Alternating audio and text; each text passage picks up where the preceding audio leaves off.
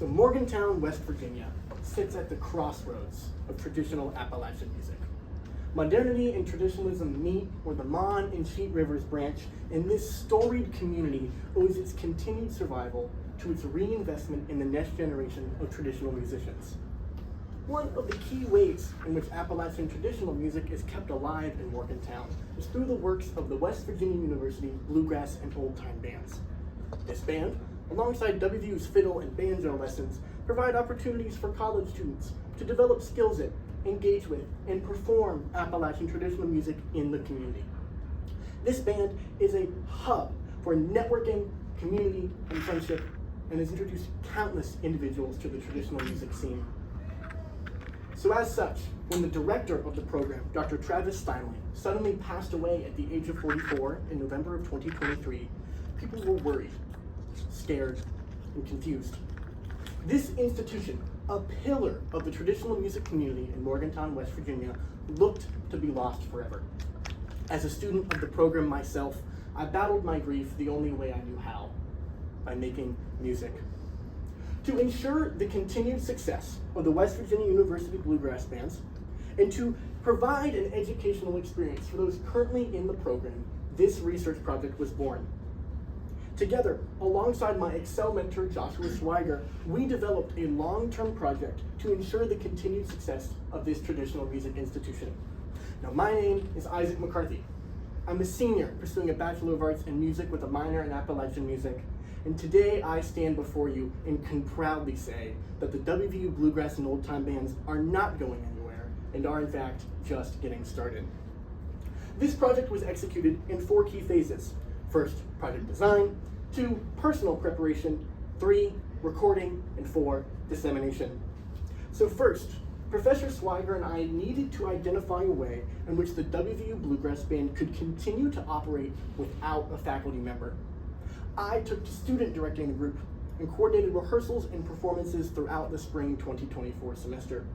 While doing this, we realized that if the band had a long-term project to work on, regardless of additional performance opportunities, the band could justify their existence to the school administration. We decided that the band would undertake a recording project in the upcoming fall semester. This addressed 3 key educational needs: repertoire development, practice opportunity, and assessment through performance. At the core of the band's mission is an educational opportunity for students, and as such, providing a framework for their musical development is essential.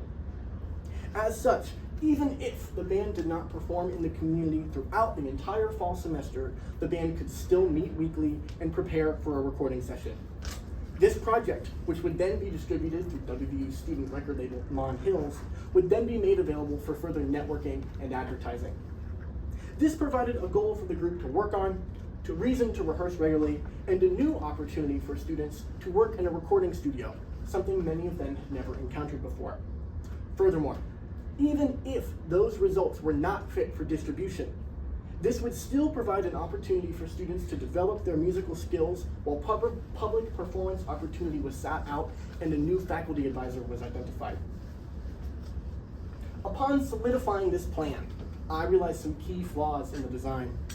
As the director of the project, I had no clue how to run a bluegrass band, coordinate rehearsal, or how to play my instrument, the banjo, effectively. So as a result, the second phase of this project was designed. Through the support of the West Virginia University Foundation, I spent the summer of 2024 attending traditional music intensives, heritage workshops, and festivals. Ultimately, I spent over a month performing hands-on, full-time professional development before returning to campus. These events included the Hamlet's Banjo Day, the Midwest and Banjo Camp North, Augusta Heritage Workshops, and the Appalachian String Band Festival. Through these activities, I was able to share the band's mission with countless individuals, receive feedback, and refine my personal skill set. This stage was an absolutely necessary component in this project because upon my return, I was a different player, musician, and person. As a result, I was ready to tackle the next steps of this project. In the third phase, the band met with a new faculty advisor, Dr. Chris Haddix, and began developing a new set of material. As a result of the School of Music support, the band was also connected to performance opportunities to practice and develop this material. Throughout the fall semester, the band identified their favorite repertoire, and in November, the band coalesced to record. Strategic decisions on what material would be recorded were made. By identifying a variety of sounds, styles, and speed, the band selected the best of their work to bring to the studio. Despite being a very inexperienced group, despite having navigated grief and sorrow, the band recorded several tracks, one of which is slated to release on Monhills Records in the upcoming months. Winter's Come and Gone, sung by Bluegrass band member Hazel Riley, is a song of longing. The song explores the idea of hope through the coming spring and has been a staple in the band's set since Dr. Travis Steinling's passing. As such, it was an easy pick for distribution. Now, while the band is proud of this release, this song is just one of many the program has been able to make despite losing its director. As a result of our efforts, the West Virginia University Bluegrass and Old Time Bands are doing well. The band has begun to return to its original performance schedule, has begun connecting people to community music events like the Gardner Winter Music Festival, and once more, the halls of the Creative Arts Center are awash with banjo and fiddle. Additionally, as of April 2025, the band has completed its first outreach tour in over 3 years and connected over 600 elementary school students to Appalachian traditional music education and performed their very first feature set in the eastern panhandle of West Virginia at the River House in Capon Bridge. Now, while I'm unable to share this song today, both for time constraints and because it's being processed for final mastering, the resulting product will be used for advertising, networking, and for celebration of these Appalachian traditions.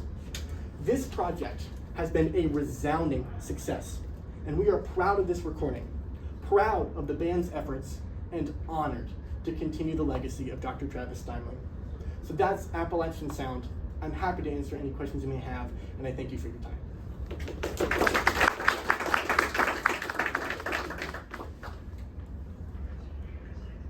Any questions for Isaac? What is the prerequisite for being a part of this band? The prerequisite for being a part of it? Nothing. You can join this band as an entire beginner. You have to be a student at WVU. And so the band that recorded here had never played before, but we got them as a result of our efforts into fiddle lessons, and they performed solos on that recording. This man is playing guitar in this picture, but he recorded mandolin because we needed it, and I had actually never played the banjo before joining this band. And 3 years later, in addition to this project, I've released my own EP, and I'm pursuing a PhD in musicology for banjo research. So that's why we wanted to make sure that this institution had an opportunity to keep going, because there's zero barrier to entry and then infinite possibility once you join. I guess I'm wondering if you have any sort of major takeaways for student clubs in general around having less reliance on faculty advisors and being more student-driven. Identify large key projects that you can work towards, even if you don't have funding or a group to work with. Secondly, identify the deliverables that will make that feasible over a long portion of time. And third, act slowly but intentionally to ensure those deliverables are met. Like I mentioned earlier, even if this recording project was a failure, and we recorded 100 tracks and they all were not ready to distribute, that still provided an educational opportunity and funded the band's musical mission and provided an educational experience outside of the musical repertoire in terms of building the skills to disseminate and share the information. So that would be my advice for other student groups. Thank you. Can you explain the quantifiable data that you're sending to the College of Arts for them to understand that this is a project that is worth investing in? The quantifiable data for this project is that I have received, everyone in the College of Creative Arts was obviously shocked when our professor passed away.